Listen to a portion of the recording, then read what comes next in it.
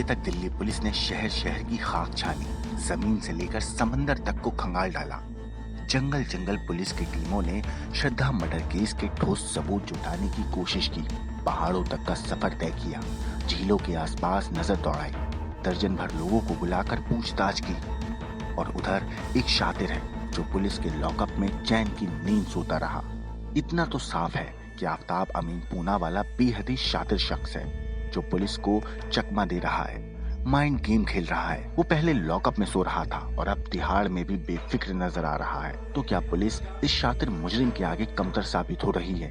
उसके खिलाफ ठोस सबूत जुटाने में पुलिस के पसीने छूट रहे हैं।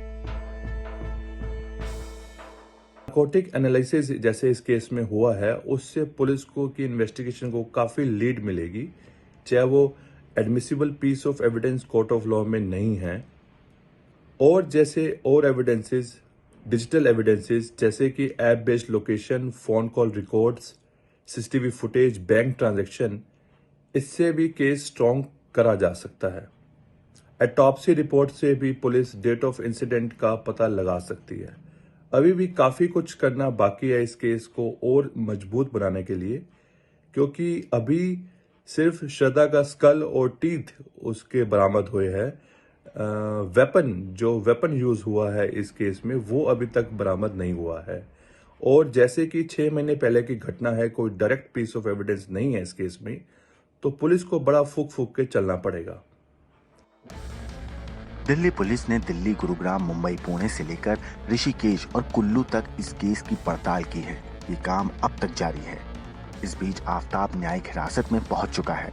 पुलिस सबूतों के लिए जूझ रही है। आफताब कितना शातिर है, इस बात का अंदाजा आप इस बात से लगाइए कि पॉलीग्राफी टेस्ट में भी उसने पुलिस को चकमा दे दिया। कई सवालों पर वो चुप रहा, कई सवाल टाल गया, अधूरे अधूरे जवाब दिए, मुस्कुराता रहा, तनाव से बचा रहा।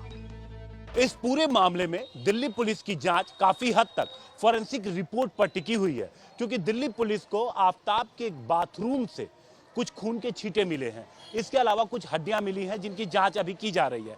तो जब ये रिपोर्ट आ जाएगी तो उसके बाद साफ हो पाएगा कि इतने दिनों में दिल्ली पुलिस ने दिल्ली के अलावा जगह जगह पर जो छानबीन की है उससे दिल्ली पुलिस को क्या कुछ हासिल हुआ। ऐसे में पुलिस के लिए उसके खिलाफ अभी ठोस सबूत तलाशने ही होंगे। अब पुलिस की सारी उम्मीदें नार्को टेस्ट पर टिकी हुई हैं, क्योंकि इस टेस्ट में किसी शख्स को ऐसे नशे की दवाइयों का इंजेक्शन दिया जाता है कि उसका अपने दिमाग पर काबू नहीं रहता और ना चाहते हुए भी उसको सारा सच उगलना ही पड़ता है। पॉलीग्राफी टेस्ट में सिर्फ शरीर में जवाब देते वक्त आए बदलाव पर नजर रखी जाती है, लेकिन नार्को में टेस्ट का सामना कर रहा शख्स करीब करीब आधी बेहोशी में रहता है।